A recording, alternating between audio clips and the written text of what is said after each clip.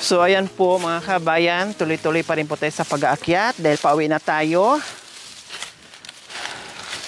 Malapit-lapit na rin tayo. So ito yung ang mahirap na naman dito, yung pag-akyat, no? Na ano na natin yung pagbaba. So yung paakyat na naman ang haharapin natin. Ang lamig dito mga kabayan. Diyos ko. Ang daming buho. Umpisa na naman tayo sa pag-aakyat baba sa kabundukan. Oh, Mami D. Tingnan niyo po, oh. Nag-uuling si nanay. Nag-uuling po. Hala, siya lang mag-isa dyan. Puntahan nga natin, Mami D. Hi, Nay! Walang katao-tao. Mag-isa lang kayo dito, walang kabahay-bahay. Wala kayong kasama dito? Kayo lang? Paggabi, umuwi ako sa bahay. Pag-araw nandito kayo. Pag-araw, nandito ako. Kanino itong ulingan? Sa akin po. Kayo nag-uuling. Opo, wala naman akong kasama. Siyempre. Oh my God. Si nanay nag-uuling dito mga kabayan. Wala kayong kasama. Bakit nasaan po yung mister nyo? Namatay po. Yung mga anak nyo? Isa lang yung anak ko, nasa biyanan niya. May asawa na. Opo, Bali, sino ang kasama nyo ngayon sa bahay? Wala. Ako lang din. Ano ba ito mga kabayan? Nung hindi ka magtsatsaga, wala. Ang hirap talaga. Parang hindi ko na alam po mga kabayan, no? Talagang sabi ko, ano ba to? Lahat na lang siguro ay talagang hihilain tayo papunta doon kasi meron nag-aantay. Katulad din ito mga kabayan, no? Pauwi na tayo. Itinor lang tayo ni Mami D doon sa pinag-iigiban niya. Tapos meron tayong makikita pag-akyat natin, super pagod natin, nahihilo na tayo, lahat na, nadaanan ng buong team. Tapos, ito yung madadatnan natin. Isang lula, isang nanay, na wala ng asawa, na wala na rin kasamang anak, binubuhay ang sarili, at ito ang ginagawa na hindi biro ang paggawa ng pag-uuling. Unang-una, pagtatabas ng mga kahoy, pagtatambak ng mga ganyan, bubuhat ng mga kahoy bago maging uling. Nanay, anong pangalan niyo po? Celia po. Si Nanay Celia. Ilang taon na po kayo, Nanay Celia? Hindi ko pa rin alam. Hindi nyo na po alam, pero tansya ko po sa inyo, senior na rin po. Kailan kayo nandito? Kasi ang alam ko sa uling matagal mabuo, matagal maluto bago maging uling. Ilang araw na kayo o ilang linggo na kayo po dito? Magpuputot muna ako ng kahoy. Tapos, pagputol ng kahoy, iakot ko na. Katapos, dito ko ilagay sa lupa. Kayo nagpuputo ng mga kahoy, tapos hinahakot nyo pa, tapos fina-file nyo pa, bago sindihan, o magtatabo ng lupa. Wala na ka magkasama. Nung hindi mo gagawin yun, wala, sir. Dati po, anong trabaho niyo po nung buhay pa po ang mister nyo, Nanay? Nagtatanim ng gabi at saka saging. Saka nag-ano kami ng apalaya. Ngayon po, bakit pag-uuling na lang po ang ginagawa niyo, Nanay Celia? Kasi wala pang ulan eh. Nung may ulan naman, magtanim ako ng apalaya saka patani. Yun yung ginagawa namin. So ito yung ginagawang ibang paraan para kikita ka habang wala pang pagtatanim o habang nag-aantay sa tag-ulan? Oo. Yung mga anak nyo po, bakit hindi po kayo tumira doon sa anak nyo para... kasi may pamilya na yun. O kahit may pamilya na sana, pwede naman sana makisipin. Hindi nyo po, ayaw nyo po, mahihiya po kayo. Siyempre, nahiya ko sa manugang ko. May pamilya na rin sila. Ambot ko ng kaya pa rin. At kakayanin ko. Opo, Nanay Celia, paano nyo po ito nakakayanan? Sa liit nyo yan, may edad na kayo, tapos nangangatog pa kayo ngayon, siguro sa pagod nyo na yan. Kayo po ba ay kumain na? Oo. Ha? Oo. Anong baon nyo? Siyempre malayo to. Nandito kayo sa... Magdadala ko ng, pag umaga, magdala ko ng kanin, saka kape. Iyan lang. Paano ito nakakayanan, Nanay Celia? Siyempre, yung Panginoon, hindi na ko pabayaan. Tama. Dusog ka nga, iba, amoy ko sa ulay. Okay lang po. Walang problema sa akin yung dumi, yung amoy o ano. Grabe mga kabayan, no? Alam na natin yung hirap nila kung gaano. Pero yung tawa at ngiti, talagang hindi ipinagkait sa atin. No? Makitaan pa rin natin na yung pagiging positibo, no? Yung gustong mabuhay, no? ay talagang nandoon pa rin, no, nabibitawan pa rin yung ngiti, 'di ba? Ah, Yung iba ah, ay konting problema lang, nako parang pinagsakluban ng langit at lupa. Pero yung ating mga katutubong Aitas mga kabayan, grabe, despite po sa hardworking po mga kabayan, pero nakakatawa. Minsan nga akala mo ang yaman-yaman nila kasi masalubong mo, wagas, ngumiti, wagas yung smile nila. Pero Diyos ko, pag napuntahan mo sa bahay, Diyos ko po, kabaliktaran po pala. Ibig sabihin, kahit gaano kahirap yung buhay, magiging positibo ka lang at magiging matyaga ka lang, magiging masipag ka lang. At kailangan magiging masaya pa din. So ganyan si Nanay Celia, tinawanan. Although nung nagulat siguro siya, no, na tinawag ko at bigla tayong gumuho diyan, no, at napaiyak siya dahil kinumusta. At yun nga, mag-isa na lang sa buhay at ito yung ginagawa nila. Kumusta, ilang sako po ang uling nyo, Nanay Pito. Celia? 7. 7? O, puntahan nga po natin, Nanay Celia, yung mga uling nyo. Yung dalawa nandun na sa Nandoon bahay. na. O, halip po kayo, Nanay Celia. So, ayan po, Nanay Celia. Anong ginagawa niyo po dyan? Papasok ko mamaya sa Ipapasok niyo dito. So, ito na po yun. Anong klaseng mga puno ito, Nanay Celia? ipel, tsaka iba-ibang kahoy. Iba-ibang kahoy. Magkano po ang isa ngayon? Tig 200. 200. So, meron kang 1/4. Ilang linggo niyo po ginawa? Ay, kasi pag, alam mo naman sir, pag wala naman sa'yo, magkipagtrabaho ka muna. Pag may nakita ka, doon mo ibubuhay sa trabaho mo yung nakita mo, yung bigas. Pagtrabaho ka. Ganun yun po. Pag kumita, bibili ng bigas. Ganun yan. Saan po ang tulugan niyo dito? Kasi dito kayo nakastay. Doon ako umuwi akong bahay. Umuwi kayo. Oo. Kaninong kubo po yan dyan? Ay, pinag-aano ko lang. Pag mainit, doon ako.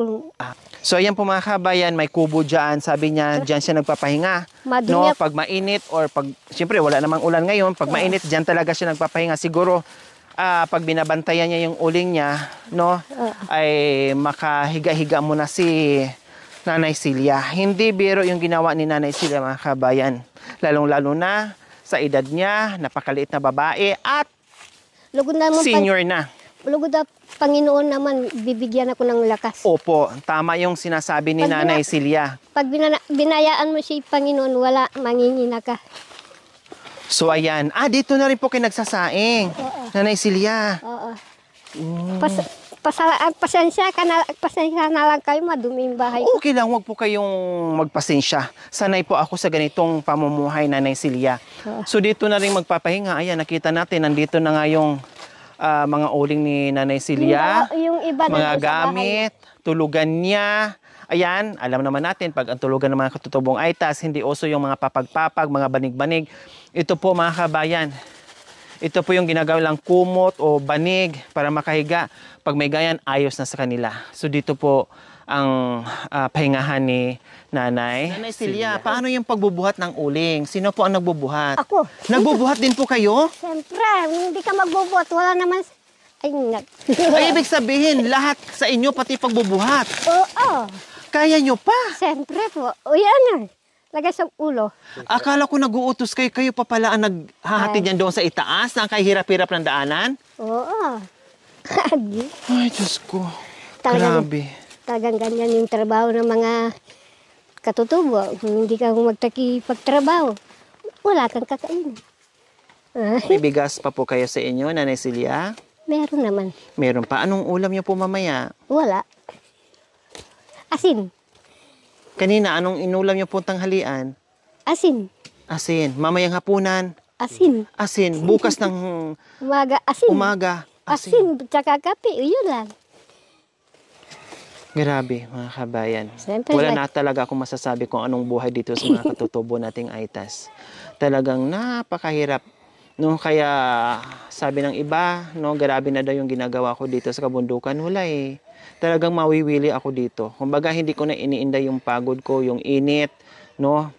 Kulay ko, Aitas na rin mga kabayan. Kahit No, pero may- hindi ako Kahit may mapapagod. sabihin kayo, ako naman, kahit may problema ako, ano ko na lang, ano ko na lang Nililibang-libang nyo na sa lang. trabaho ko. Pag may dumarating, sumaya ako.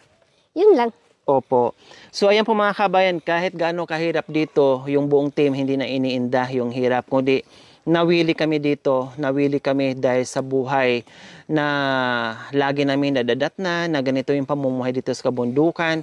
So sabi ko, mga previous year natin na pinagdaanan natin, na marami ding mahirap natin mga kabayan, pero ito this year po mga kabayan, talagang dito namin nakikita kung mas marami pa palang naghihirap dito. Kung dati, last year, meron kami natagpuan na mahihirap, mas the more na mahirap dito yung mga pamumuhay ng mga katutubong aitas natin.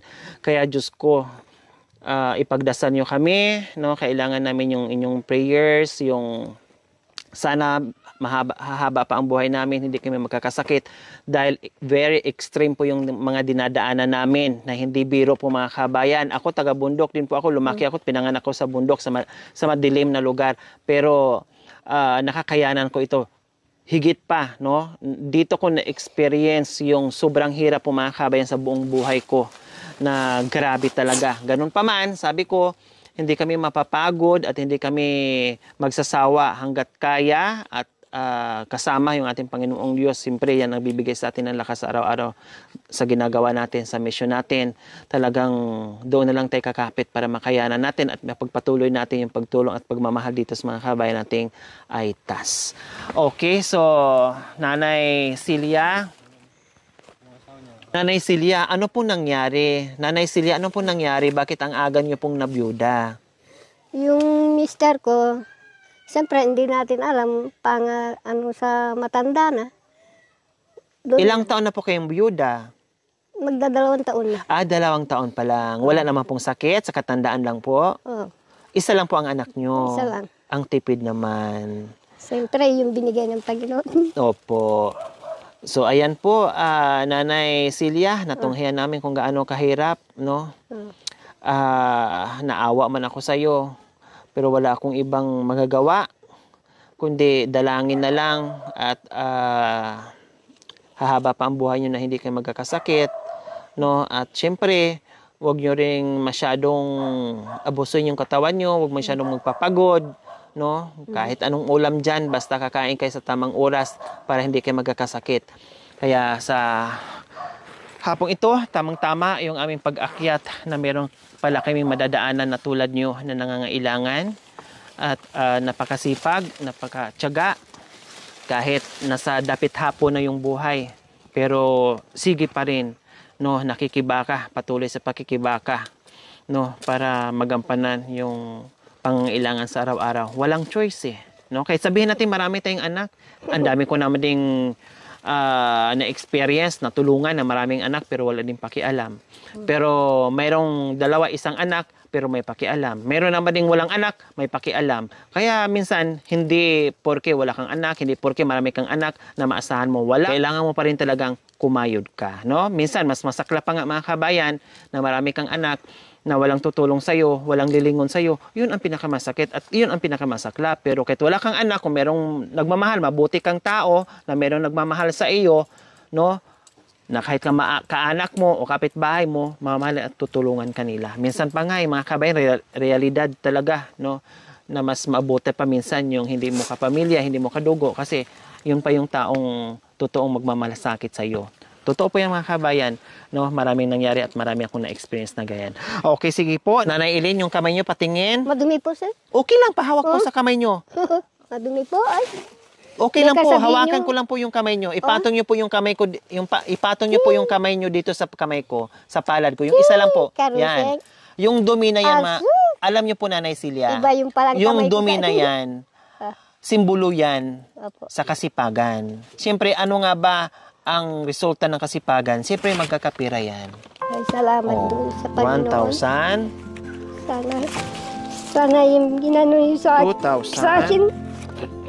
3,000, 4,000, Yung binigyan ako 5,000. ng biyaya. May Sa inyo po lumating yan. sa akin ng binagbiyaya. Oh, di ba? Dahil nadumihan at nadungisa yung kamay nyo, pero ngayon, napalitan. Ang nakapatong ay biyaya. Salamat po. Taka po salamat sa binigay yung biyaya sa akin.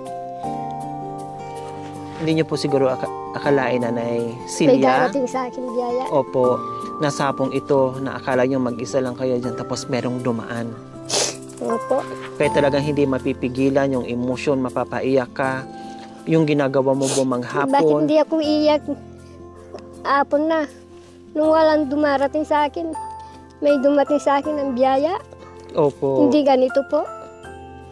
Kaya umiiyak akong ganito. Yung 5,000 na yan, Nanay Celia, Diyos ko po, ilang sakong uling na po yan. Pero nyo, itong pinagtrabahoan nyo, inabot kayo ng 2 linggo or higit pa, ang kikitain nyo ay 1,400 kasi tag 200 bawat sako. Pero grabe yung pagod nyo dyan. Yung 5,000, meron lang dumaan sa inyo, buong buo. Kaya po, pag umuwi akong hapon, dadala ko ng isang sako. Tuwing uwi nyo, mag-aakyat kayo ng isang sako Ganyan lang ganyan. hanggat maubos yung hakutin. Kukuha muna ako ng tubig doon. Ilalagay ko dito, sa likod ko. Opo. Kaya po ako sa binigay ng Panginoon ng biyaya. Hindi ko naman alam may darating sa akin ng biyayang ganito. So ayan po mga kabayan, wala akong ibang maigagante, no? Talagang kasama ko kayo sa panalangin ko araw-araw, sa mission namin araw-araw, yung ating mga sponsors, subscribers, followers, YouTube members, viewers, commentators, sa lahat po na nagmahal sa aking YouTube channel. Ito po yung nagagawa natin araw-araw.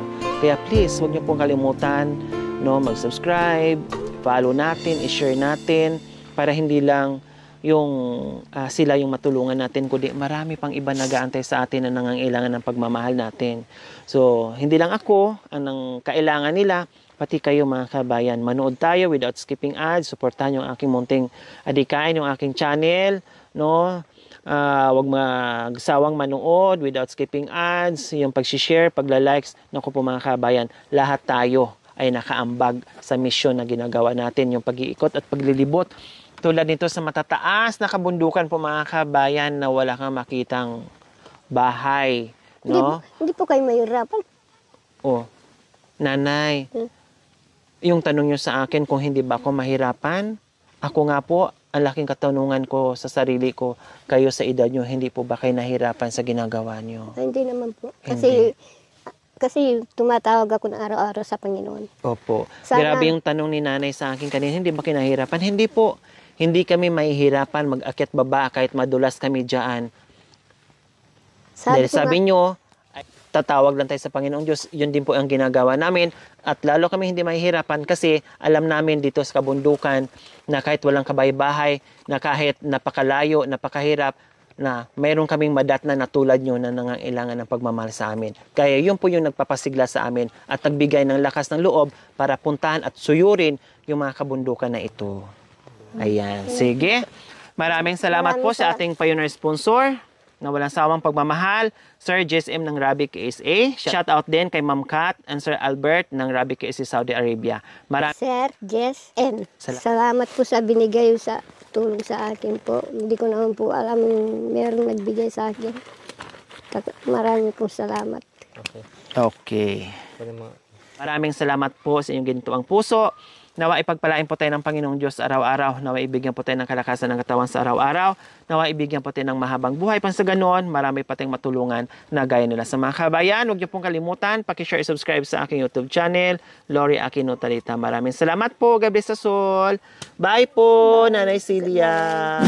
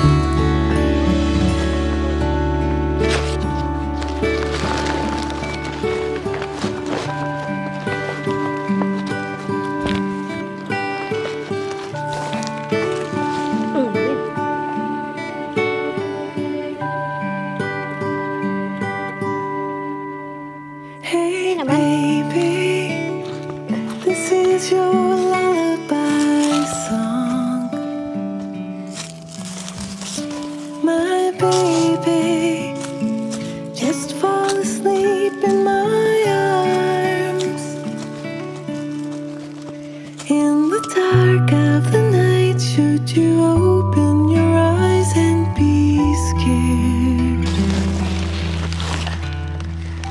I'm just down the hall and in no time at all I'll be there.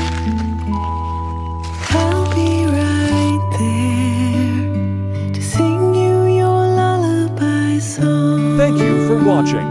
Don't forget to like, share, and subscribe.